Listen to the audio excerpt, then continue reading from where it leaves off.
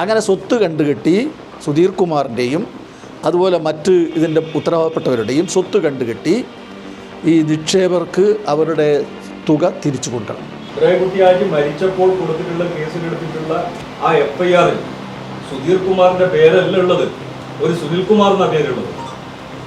അവിടെയും പോലീസ് UDF-ന് വേണ്ടി അനുകൂലമായ നിലപാട് സ്വീകരിച്ചിട്ടുണ്ട്. വടകരയിലെ സൊസൈറ്റിയിൽ നിക്ഷേപിച്ച പണം തിരികെ ലഭിക്കാത്തതിനെ തുടർന്ന് തിരുവള്ളൂരിലെ ഇബ്രാഹിം ഹാജി ആത്മഹത്യ ചെയ്ത സംഭവത്തിൽ പ്രതിഷേധം കടുപ്പിക്കാൻ LDF, മരണത്തിന് ഉത്തരവാദികളെ നിയമത്തിന് മുന്നിൽ കൊണ്ടുവരിക, നിക്ഷേപ തുക തിരികെ നൽകുക തുടങ്ങിയ ആവശ്യങ്ങൾ ഉന്നയിച്ച LDF നേതൃത്വം നൽകുന്ന ആക്ഷൻ കമ്മിറ്റി ജൂലൈ 15 മുതൽ RDO ഓഫീസിന് മുന്നിൽ അനിശ്ചിതകാല സത്യാഗ്രഹ സമരം തുടങ്ങും. വടകര RDO ഓഫീസിന് മുമ്പിൽ 15-ാം തീയതി മുതൽ അനിശ്ചിതകാല സത്യാഗ്രഹ സമരത്തിന് വേണ്ടി LDF-ൻ്റെ കമ്മിറ്റി തീരുമാനിച്ചിട്ടുണ്ട്. നമുക്കൊക്കെ അറിയാവുന്നതുപോലെ 1.5 മാസമായി തിരുവള്ളൂരിലെ ഇബ്രാഹിംകുട്ടി ഹാജി പഴങ്കാവിൽ കടത്തനാട് ലേബർ കോൺട്രാക്ട് സൊസൈറ്റിയിലെ പ്രസിഡൻ്റായിരുന്ന, അതുപോലെ തന്നെ DCC സെക്രട്ടറി കൂടിയായിട്ടുള്ള സുധീർ കുമാറിൻ്റെ വീട്ടിൽ തീ കൊടുത്ത് ആത്മഹത്യ ചെയ്തിട്ട് ഈ 1.5 മാസത്തിനിടക്ക് വലിയ രൂപത്തിലുള്ള സമ്മർദ്ദങ്ങളും അതുപോലെ തന്നെ പ്രക്ഷോഭങ്ങളുമൊക്കെ നടന്നിട്ടും പോലീസിൻ്റെ ഭാഗത്തു നിന്ന് തികഞ്ഞ അനാസ്ഥയാണ് നമ്മളിപ്പോൾ കണ്ടുകൊണ്ടിരിക്കുന്നത്. അപ്പോൾ ഇതിൻ്റെ ഭാഗമായി തിരുവള്ളൂരിൽ ഒരു ആക്ഷൻ കമ്മിറ്റി രൂപീകരിച്ചുകൊണ്ട് അതിൻ്റെ നേതൃത്വത്തിലുള്ള പ്രവർത്തനങ്ങൾ നടന്നു വരികയാണ്. വടകരയിൽ 15-ാം തീയതി മുതൽ നടക്കുന്ന പ്രക്ഷോഭത്തിൻ്റെ ഭാഗമായി നിരന്തര സമരവുമായി ബന്ധപ്പെട്ട് വിപുലമായ പരിപാടികളാണ് ആസൂത്രണം ചെയ്തിട്ടുള്ളത്.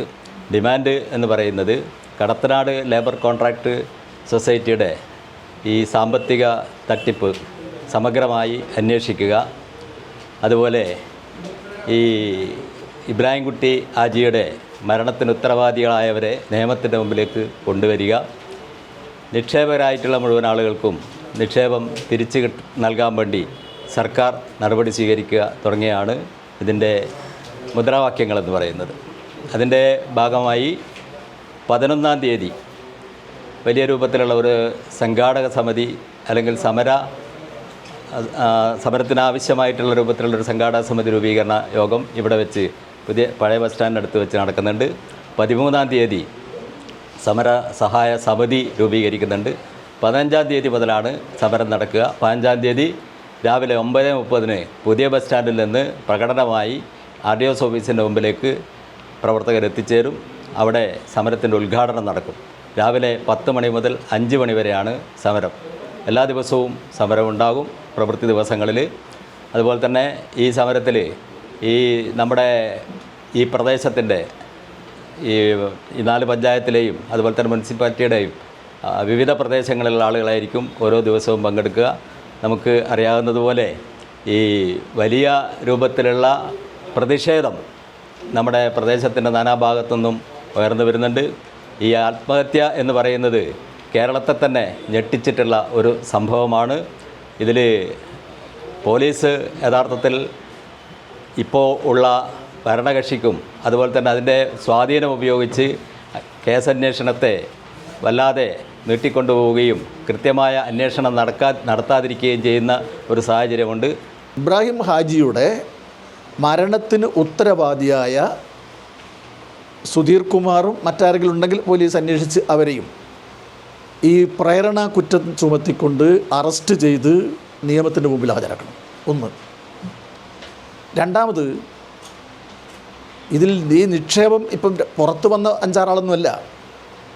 ഇതിൻ്റെ അന്വേഷിച്ച ഉദ്യോഗസ്ഥന്മാരൊക്കെ പറയുന്നത് കോടിക്കണക്കിന് ഉറുപ്പികയുടെ നിക്ഷേപ തട്ടിപ്പ് ഇവിടെ നടന്നിട്ടുണ്ട്. കോടിക്കണക്കിന് ഉറുപ്പികയുടെ കൃത്യമായി വിലയിരുത്തപ്പെട്ടിട്ടില്ല. 5 കോടിയെന്നും 2.5 കോടിയെന്നൊക്കെ പറയുന്നുണ്ട്. കോടിക്കണക്കിന് ഉറുപ്പികയാണ് നമ്മുടെ പ്രദേശത്തുള്ള നിക്ഷേപകർക്ക് നഷ്ടപ്പെടുന്നത്. അങ്ങനെ നഷ്ടപ്പെട്ട തുക പൂർണ്ണമായും നിക്ഷേപകർക്ക് തിരിച്ചു കിട്ടണം. അങ്ങനെ തിരിച്ചു കിട്ടാനുള്ള വഴികൾ ധാരാളമുണ്ട്. നിലവിലുള്ള സഹകരണ നിയമപ്രകാരം ഇതിന് ഉത്തരവാദിയായ ആളുകളുടെ സ്വത്ത് കണ്ടുകെട്ടാം. അപ്പം സുധീർ കുമാറിൻ്റെ സ്വത്ത് കണ്ടുകെട്ടിയാൽ തന്നെ ഈ നിക്ഷേപകർക്കെല്ലാം തിരിച്ചു കൊടുക്കാൻ വേണ്ടി കഴിയും.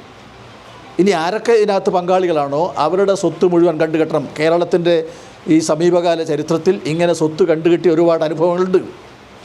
അങ്ങനെ സ്വത്ത് കണ്ടുകെട്ടി സുധീർ കുമാറിൻ്റെയും അതുപോലെ മറ്റ് ഇതിൻ്റെ ഉത്തരവാദപ്പെട്ടവരുടെയും സ്വത്ത് കണ്ടുകെട്ടി ഈ നിക്ഷേപകർക്ക് അവരുടെ തുക തിരിച്ചു കൊടുക്കണം. ഈ രണ്ട് കാര്യങ്ങൾ വെച്ചുകൊണ്ടാണ് ഈ 15-ാം തീയതി മുതൽ അനിശ്ചിതകാല സമരം നടത്താൻ വേണ്ടി ഞങ്ങൾ തീരുമാനിച്ചത്. ഈ പൊള്ളലേറ്റ് പിടയുമ്പോൾ തന്നെ ആശുപത്രിയിൽ വെച്ച് ഇയാൾ ഡോക്ടർക്ക് മൊഴി കൊടുത്തിട്ടുണ്ട്, മരണമൊഴി കൊടുത്തിട്ടുണ്ട്. രണ്ടാമത് ഈ വീട്ടിൽ വെച്ച് ആളുകളെല്ലാം കേൾക്കെ ഇയാൾ വിളിച്ചു പറഞ്ഞിട്ടുണ്ട് ഈ മരണപ്പടക്കൽ.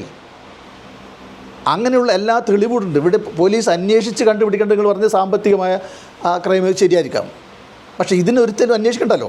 ചാനലിലെല്ലാം വന്നിട്ടുള്ള ഓഡിയോ ക്ലിപ്പ് ഉണ്ടായാലേ ഇതിനാരോടും പോലീസിന് അതെ കഴിഞ്ഞ അതായത് 2-3 വർഷമായി ഇതിന് ആവശ്യമായ ഡിവിഡൻഡ് കിട്ടാതായതോട് കൂടിയിട്ടാണ് നിക്ഷേപകർ രംഗത്തേക്ക് വരുന്നത്. അങ്ങനെയാണ് ഇബ്രാഹിം കുട്ടി ഹാജിയും നിരന്തരമായി ഇവർ സമീപിക്കുന്നത്. ഇവിടെ ഇപ്പോൾ ഏറ്റവും ഒടുവിൽ വന്നൊരു സംഭവം എന്താ, ഈ റിനീഷ് കുമാറിനെ മുഖ്യപ്രതിയാക്കി സുധീർ കുമാറിനെയും ബഷീർ അഹമ്മദിനെയും രക്ഷിക്കാനുള്ള ഒരു ഇടപെടലാണ് പോലീസും യുഡിഎഫും നടത്തിക്കൊണ്ടിരിക്കുന്നത്. അതാണ് നേരത്തെ രാജീവ് പറഞ്ഞ 2 കേസ്. ഒരു കേസിൽ അതായത് 2024 അവസാന വർഷം കൊടുത്ത സഹകരണ വകുപ്പ് കൊടുത്ത കേസിലാണ് ഇപ്പോൾ അന്വേഷണം നടത്തി സുധീർ കുമാറിനെ റിനീഷിനെ അറസ്റ്റ് ചെയ്യുന്നത്. രണ്ടാമത് നേരത്തെ പറഞ്ഞ 2 കേസിലും അന്വേഷണം ഇതുവരെ നടത്തിയിട്ടില്ല പോലീസ്. നേരത്തെ ഇബ്രാഹിം കുട്ടി ഹാജി മരിച്ചപ്പോൾ കൊടുത്തിട്ടുള്ള കേസിലെടുത്തിട്ടുള്ള ആ FIR-ൽ സുധീർ കുമാറിന്റെ പേരല്ല ഉള്ളത്, ഒരു സുനിൽ കുമാർ എന്ന പേരുള്ളത്. അവിടെയും പോലീസ് UDF-ന് വേണ്ടി അനുകൂലമായ നിലപാട് സ്വീകരിച്ചിട്ടുണ്ട്. ഇതൊക്കെ കാണിക്കുന്നത് UDF-ന്റെ ജില്ലാ നേതൃത്വം ഈ കേസിനെ തേച്ചുമാച്ച് കളിയാൻ ഇടയാക്കുന്ന തരത്തിലുള്ള നടപടികൾ സ്വീകരിച്ചു വരുന്നുണ്ട്. അതിനെതിരായിട്ടാണ് ഞങ്ങളുടെ സമരം. നിങ്ങൾ മനസ്സിലാക്കേണ്ടത് കഴിഞ്ഞ 2-ാം തീയതിയാണ് ഗോപാൽ മാഷ് പാർട്ടി ഏരിയ കമ്മിറ്റി ഓഫീസിൽ വെച്ച് ഈ സമരം പ്രഖ്യാപിക്കുന്നത്. 4-ാം തീയതിയാണ് പോലീസ് ഈ സുധീർ കുമാറിനെ അറസ്റ്റ് ചെയ്യുന്നത്. നിർബന്ധിക്കപ്പെടുകയാണ്. ഈ സുധീർ കുമാറിന്റെ അറസ്റ്റ് സംബന്ധിച്ച് സുധീർ കുമാറിന്റെ വക്കീല് അവിടെ നിങ്ങളെ പത്രക്കാരോട് പറഞ്ഞത് രാഷ്ട്രീയ സമ്മർദ്ദത്തിന്റെ ഭാഗമായിട്ടാണ് സുധീറിനെ അറസ്റ്റ് ചെയ്തതെന്ന്. അപ്പോൾ ഈ സമരം ഇല്ലെങ്കിൽ ഈ 1 മാസത്തിന് ശേഷം ഞങ്ങൾ നടത്തുന്ന സമരവും അതിന്റെ പ്രതിരോധം ഇല്ലെങ്കിൽ ഇന്നും സുധീർ കുമാർ ബലസി നടക്കും ഇവിടെ UDF-ന്റെ തണലിൽ, പോലീസിന്റെ തണലിൽ. അപ്പൊ അതിനെതിരെയാണ് ഈ വലിയ സമരം നടത്താൻ വേണ്ടി ഇടതുപക്ഷ ജനാധിപത്യ മുന്നണിയും ആക്ഷൻ കമ്മിറ്റിയും ഇവിടെ തീരുമാനിച്ചിട്ടുള്ളത്. 2025 ആദ്യം പോലീസ് നടപടി സ്വീകരിക്കാൻ എന്താണെന്നുള്ള പോലീസിനോട് ചോദിക്കണം.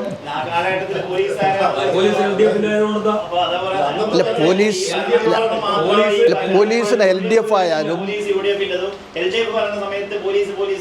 അല്ല, അങ്ങനെയല്ല അങ്ങനെ കാണേണ്ടത്. ഒന്നിവിടെ ഒരു മരണം സംഭവിച്ചു, അത് ഏറ്റവും പ്രധാനപ്പെട്ട സംഭവമാണ്. അതിന് ഉത്തരവാദപ്പെട്ട അതിൻ്റെ പ്രേരണ കുറ്റം ചുമത്തിക്കൊണ്ട് അറസ്റ്റ് ചെയ്യുന്നതിന് വേണ്ടി നിങ്ങൾക്ക് ഒരു തെളിവ് അന്വേഷിച്ച് പോകേണ്ടതില്ല. ഇയാളുടെ മരണമൊഴിയും ഇയാൾ അന്ന് വിളിച്ചു പറഞ്ഞു മാത്രം മതി. ആ സമയത്ത് അയാൾ എപ്പോൾ ഒളിവിൽ പോയെന്ന് ആഴ്ചകൾ കഴിഞ്ഞിട്ടാണ് ഇയാൾ ഒളിവിൽ പോകുന്നത്. ഒരു ചോദ്യം ചെയ്യാൻ പോലും ഇയാൾ ആരും വിളിച്ചിട്ടില്ല. അപ്പോൾ ആദ്യം തന്നെ ഇയാളെ സംരക്ഷിക്കാനുള്ള നടപടിയായിട്ടാണ് വടകരയിലെ പോലീസ് പോയിട്ടുള്ളത്. +2 കഴിഞ്ഞ് എന്താകണമെന്ന് തീരുമാനിക്കുന്നത് പിന്നീടാണ്. പക്ഷേ +1 എവിടെ പഠിക്കണമെന്ന് തീരുമാനിക്കുന്നത് ഇന്നാണ്. Bustania women's college Vadakara. Commerce, humanities വിഭാഗങ്ങളിൽ നിലവാരമുള്ള ഹയർ സെക്കൻഡറി വിദ്യാഭ്യാസം, പരിചയസമ്പന്നരായ അധ്യാപകർ, വ്യക്തിഗത ശ്രദ്ധ, മികവുറ്റ പഠനാന്തരീക്ഷം, പെൺകുട്ടികൾക്ക് സുരക്ഷിതമായ ക്യാമ്പസ്. കൂടാതെ അക്കാദമിക പഠനത്തിനോടൊപ്പം മതപഠനത്തിനായി ദാറുൽ ഹുദയുടെ മഹദിയെയും ഒരേ ക്യാമ്പസിൽ. പഠനത്തിനൊപ്പം ആത്മവിശ്വാസവും നല്ല സൗഹൃദങ്ങളും മനോഹരമായ ക്യാമ്പസ് ജീവിതവും വിജയകരമായ ഭാവിക്കുള്ള ശക്തമായ അടിത്തറ. Bustania women's college Vadakara. Tomorrow's leaders begin here. Admissions open.